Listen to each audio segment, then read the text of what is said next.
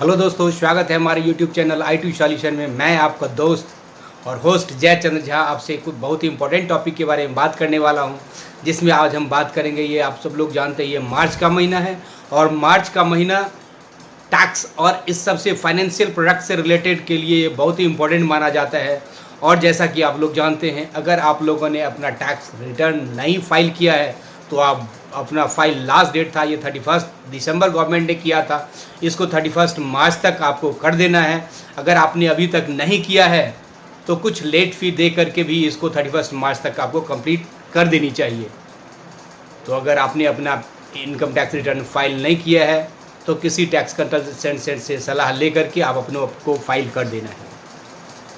और जैसे कि मैं बता रहा था, जैसे कुछ लोग होते हैं जो प्रोफेशनल होते हैं, उनको कुछ एडवांस टैक्स देना होता है, या जिनका टैक्स बर्डन ज़्यादा होता है तो उनको कि जैसे बताओ क्वार्टर वाइज उनको टैक्स जमा करना होता है। फर्स्ट में 15, सेकेंड में 30, थर्ड में 30 और लास्ट में 25। इस तरीके से आपको एडवांस टैक्स जमा करना है। आपने अपने कैलकुलेशन देख लीजिए, उसके हिसाब से आपने टैक्स जमा कर दिया है, फार बेटर। अगर आपने अभी तक नहीं जमा किया है तो अपना एडवांस टैक्स जो आपको लगता है जो हमारा बनेगा तो उसके हिसाब से आप टैक्स जमा कर दीजिए।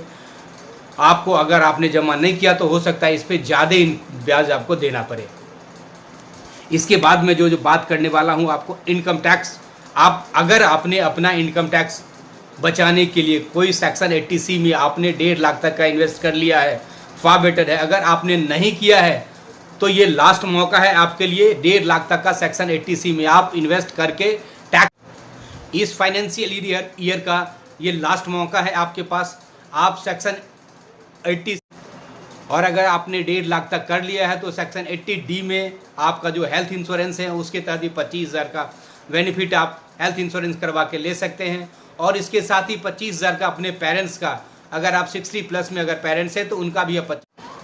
इसके साथ ही आप NPS के तहत 50,000 सेक्शन 80-10-10D के तहत, सेक्शन 10-10D के तहत 50,000 NPS में भी इन्वेस्ट कर सकते हैं और वहाँ भी आपको 50,000 तक का इन्वेस्ट का आपको टोटल इनकम से डिडक्ट हो जाएगा। तो ये आप कर लीजिए, ये लास्ट मौका है। अगर 31 के बाद आप अगर करते हैं तो नेक्स्ट फाइनेंशियल में चला जाएगा। तो ये 20-21 के लिए लास्ट मौका है आपको। और इसके साथ ही जैसे कि मैंने पिछले वीडियो में बताया था आपको अपने पैन से आधार से लिंक कर लेना है। अगर आप पैन को आधार से लिंक नहीं करते हैं तो आपका पैन इनवैलिड माना जाएगा।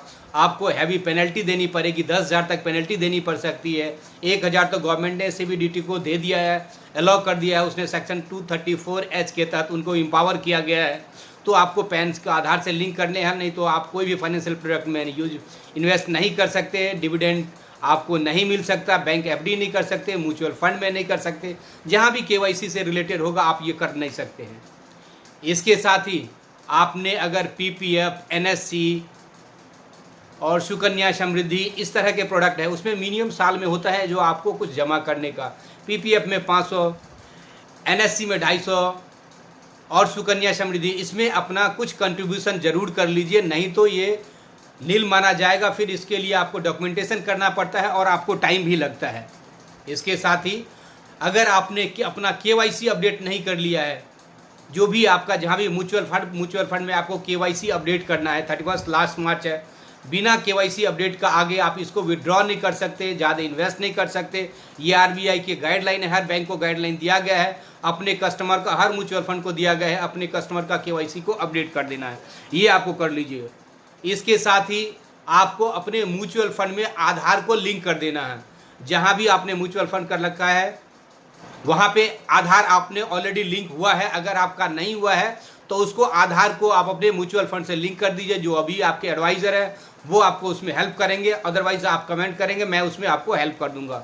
ये जो मैं बता रहा हूँ बहुत ही इंपॉर्टेंट चीज़ है और इसको गौर ध्यान से सुनिएगा और इसको इम्प्लीमेंट करना है। अगर आप नहीं करते हैं तो हो सकता है आपको और इस तरीके के वीडियो। दोस्तों, जैसे कि मैं बता रहा था आप लोगों को इस सब के रिगार्डिंग किसी में भी अगर कोई प्रॉब्लम आता है तो आप कमेंट करके हमें बताएंगे, मैं उसमें गाइड करने का प्रयास करूंगा।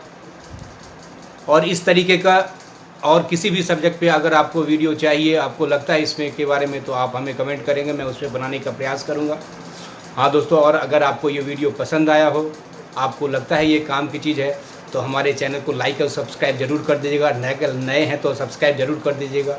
आपके लाइक और सब्सक्राइब के हमें बहुत ही प्रोत्साहन मिलता है और हम प्रयास करेंगे जो और अच्छा और रिलेटेड टॉपिक जो डे टू डे लाइफ में और जो हमारे काम की जो रिलेटेड टॉपिक है उसको मैं कवर करूँ। Thanks for watching. Take care.